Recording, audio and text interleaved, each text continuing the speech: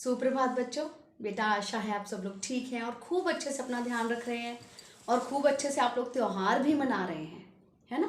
त्योहारों का मौसम है, दीपावली निकल के गई, भैया दूज।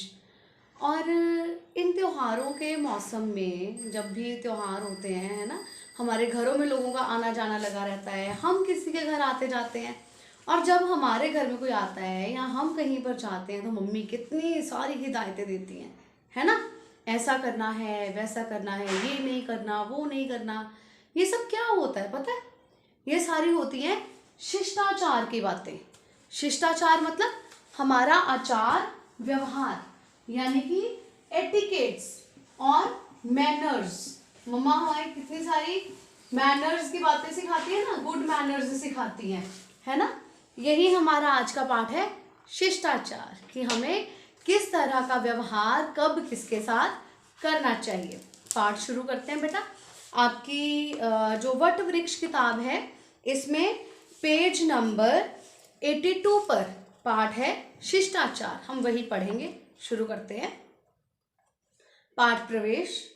प्रस्तुत पाठ में लेखक ने शिष्टाचार की महत्ता पर प्रकाश डाला है, यानी कि हमारा आचार व्यवहार कैसा होना चाहिए, हमें क्या एटिकेट्स होने चाहिए, क्या मैनर्स होने चाहिए, हमारा व्यवहार बड़ों तथा छोटों के साथ कैसा होना चाहिए, इस विषय में बताया गया है।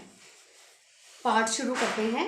एक पुरानी कहावत है, बातन हाथी पाइये, बातन हाथी पाँव। इसका मतलब क्या है? इसका सरल अर्थ यह है कि अगर किसी के साथ ढंग से बातचीत की जाए तो सुनने वाला खुश होकर आपको इनाम भी दे सकता है, जबकि उसी से खराब ढंग से बात की जाए तो वह आपसे नाराज हो सकता है और आपका नुकसान भी कर सकता है। यह बात आप अपने घर में भी देख सकते हैं।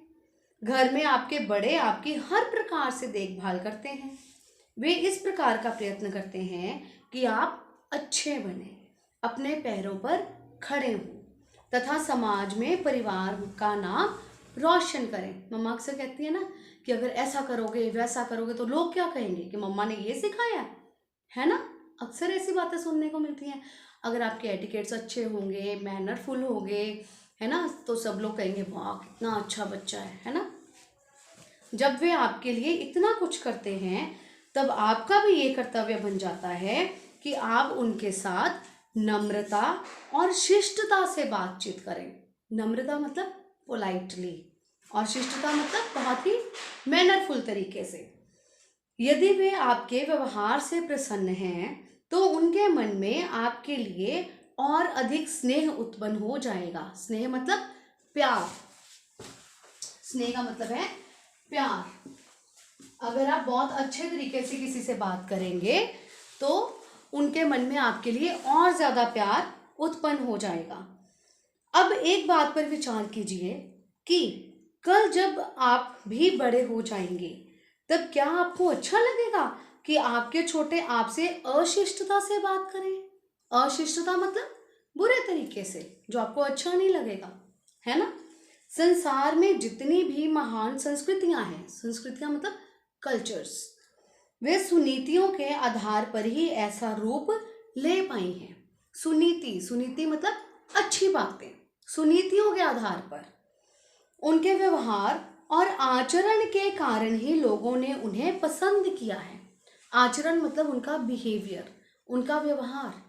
इस दुनिया में जितने अच्छे कल्चर्स है ना, जैसे भारत का कल्चर है, हमारी जो संस्कृति है, ये सारी दुनिया में मानी गई है कि जो भारत के लोग हैं बहुत ही विनम्र हैं, सरल स्वभाव के हैं, है ना, और बहुत ही मैनरफुल हैं। तो ये किस पर आधारित है? सुनीतियों पर, अच्छी बातों पर। हमारे भारत के लोगों में अच्छी आदतें हैं, उनका अच्छा आचार व्यवहार है। क्या आप चाहेंगे कि लोग आपके व्यवहार और आचरण के कारण आपको पसंद ना करें? ऐसा तो नहीं हो सकता, है ना। प्रत्येक समाज में बातचीत का अलग ढंग होता है, किंतु सभी यही चाहते हैं कि बड़ों का आदर और सम्मान किया जाए। बातचीत करने की शैली ऐसी हो कि सुनने वाले को ना तो चोट पहुंचे ना ही किसी प्रकार का दुख। शैली मतलब स्टाइल, बात करने का ढंग ऐसा होना चाहिए। बातचीत के अच्छे तरीकों में सबसे महत्वपूर्ण है विनम्रता, पोलाइटली। मान लीजिए किसी बड़े व्यक्ति ने आपको बुलाया, यदि आप बातचीत का तरीका जानते हैं तो आप कहेंगे जी अभी आता हूँ। लेकिन यदि आपको बातचीत का तरीका नहीं आता तो आप कहेंगे रुकिए अभी आता हूँ, है ना। अगर मम्मा ने कभी आपको आवाज़ दे दी या पापा ने कभी बुला लिया, किसी बड़े ने आपको बुला लिया, तो ठहरो ठहरो अभी आता हूँ, तो वो सुनने में अच्छा लगेगा? नहीं लगेगा। अगर आप यही कहें अभी आ रहा हूँ जी, रुकिए अभी आ रहा हूँ, है ना, अगर आप साथ में जी लगा देते हैं तो बहुत ही अच्छा लगता है। पहले जवाब से आपके बड़े खुश होंगे और आपसे प्रेम पूर्वक बात करेंगे, जबकि दूसरे जवाब से वे भले ही नाराज ना हो पर खुश भी नहीं होंगे, है ना। बातचीत करते समय हमें केवल अपनी बात नहीं हाँकनी चाहिए, सिर्फ अपनी बात नहीं कहनी चाहिए, दूसरों को भी सुनना चाहिए। सामने वाले की बात भी पूरे ध्यान से सुननी चाहिए।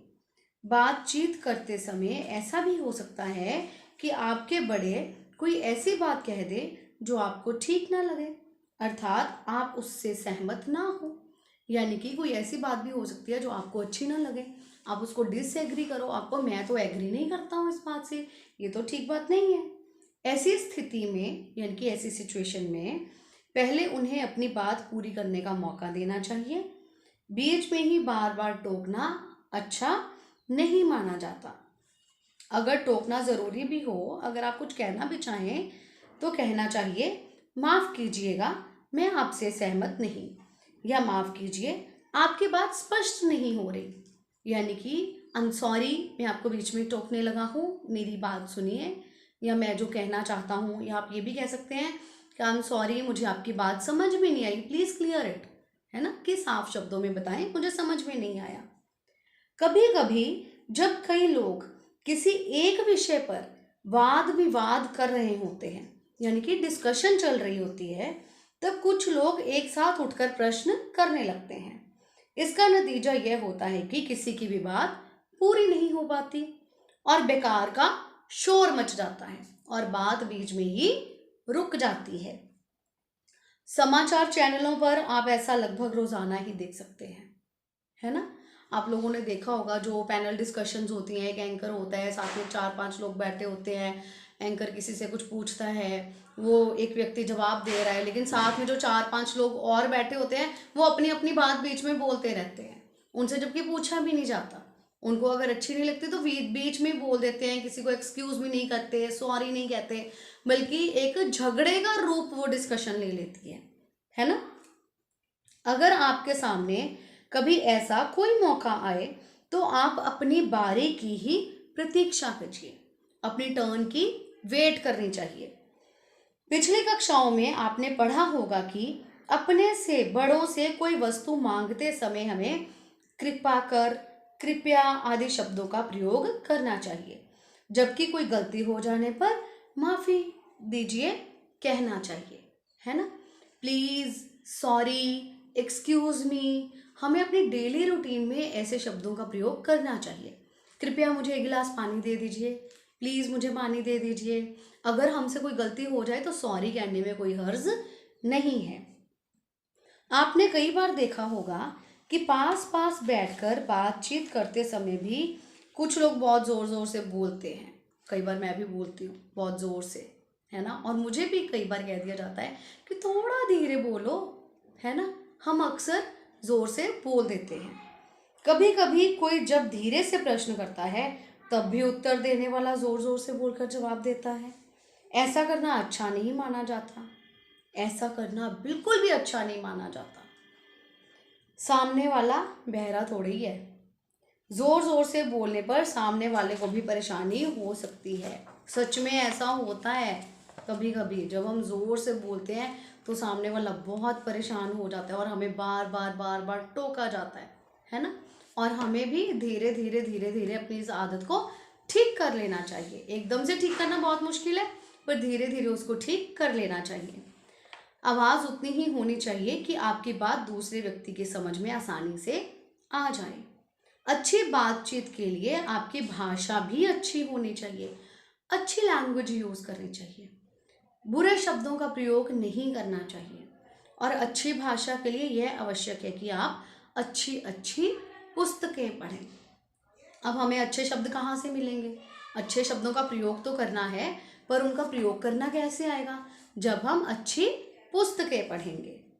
आपसे बातचीत करते समय यदि कोई अच्छी भाषा बोले तो उसे ध्यान से सुनिए और उन शब्दों का प्रयोग आपको स्वयं भी बोलते समय करना चाहिए।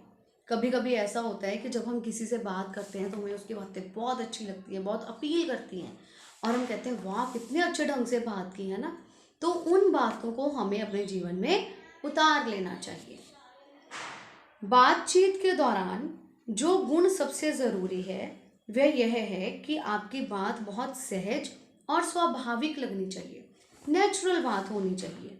इसलिए यह ज़रूरी है कि विनम्रता और शिष्टाचार दोनों ही आपके जीवन के हिस्से बन जाएं। इस बात का हमेशा ध्यान रखिए कि आपकी बातचीत में किसी प्रकार का दिखावा या बनावटीपन ना झलके। जब आप किसी से बात करें, अच्छे शब्दों का प्रयोग करें, पोलाइटली बात करें, उसमें दिखावा नहीं होना चाहिए, आर्टिफिशियल बात नहीं होनी चाहिए। और एक और चीज़ जो मैं कहना चाहूँगी कि कटु शब्दों का प्रयोग ना करें, बुरे शब्दों का प्रयोग ना करें जो किसी को अच्छे ना लगे। ये बेटा बातचीत के बारे में हमने पढ़ा कि हमें किस तरह की बातचीत करनी चाहिए, हमारा व्यवहार कैसा होना चाहिए। हमें अगर गलती हो जाए हमसे तो हमें सॉरी कह देना चाहिए, माफ़ी मांग लेनी चाहिए, थैंक यू बोलना चाहिए, प्लीज़ बोलना चाहिए। ये कुछ ऐसी बातें हैं, अगर हम इन्हें अपने जीवन में लेकर आएंगे तो हमारा जीवन बहुत ही सहज हो जाएगा, बहुत ही आसान हो जाएगा और दूसरे लोगों पर हमारा बहुत ही अच्छा प्रभाव पड़ता है। बेटा इस पाठ को बहुत ध्यान से सुनिएगा, बहुत ध्यान से पढ़िएगा। इससे संबंधित मैं कुछ प्रश्न भेजूंगी, आप उसके उत्तर अपनी उत्तर पुस्तिका में लिखेंगे और आप अपनी नोटबुक्स मुझे चेकिंग के लिए भेजेंगे। धन्यवाद बेटा।